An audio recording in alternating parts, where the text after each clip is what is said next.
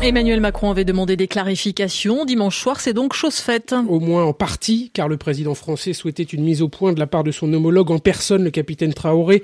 Mais c'est finalement le porte-parole du gouvernement burkinabé de transition qui est apparu sur les ondes de la radio-télévision nationale hier, quelques semaines après avoir réclamé le remplacement de l'ambassadeur français. Et cette question, désormais, le gouvernement de transition du Burkina Faso s'est-il inspiré de celui du Mali ?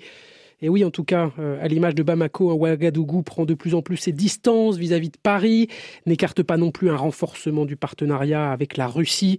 On se souvient d'ailleurs du premier voyage officiel du capitaine Ibrahim Traoré, un symbole.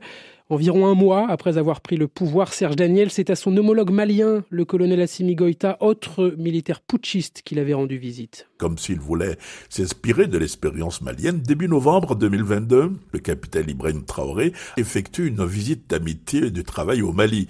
À cette occasion, les deux pays voisins ont officiellement décidé de renforcer leur coopération sur le plan sécuritaire.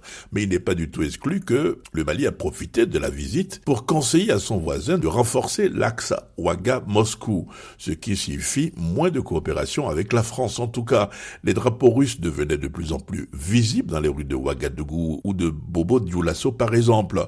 Au même moment qu'au Mali, les autorités du Burkina Faso ont commencé ouvertement à prendre leur distance vis-à-vis de Paris. Le rappel de l'ambassadeur de France à Ouagadougou a été demandé. Au Mali, l'ambassadeur de France avait été déclaré persona non grata. Ensuite, alors que les troupes françaises de l'opération Barkhane sous pression malienne ont plié bagage, comme pour signifier que Bamako a montré entre guillemets le bon chemin, les autorités du Burkina Faso viennent de donner un mois aux militaires français pour quitter le sol national. Serge Daniel, Dakar, RFI.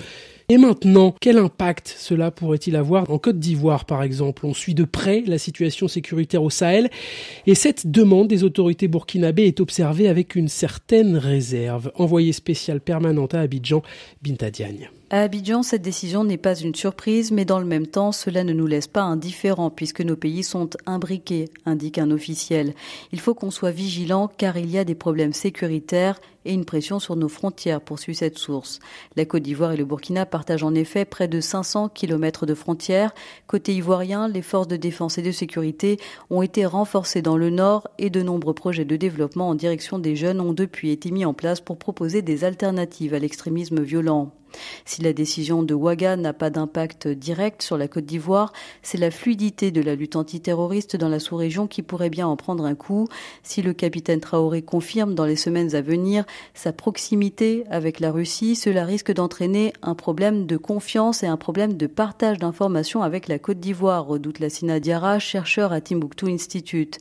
La situation au Burkina sera évidemment un sujet de discussion entre les présidents Emmanuel Macron et Alassane Ouattara ce mercredi, souligne un membre du gouvernement ivoirien qui rappelle que les forces françaises en Côte d'Ivoire sont présentes depuis longtemps dans le pays. Binta Diagne, Abidjan, RFI.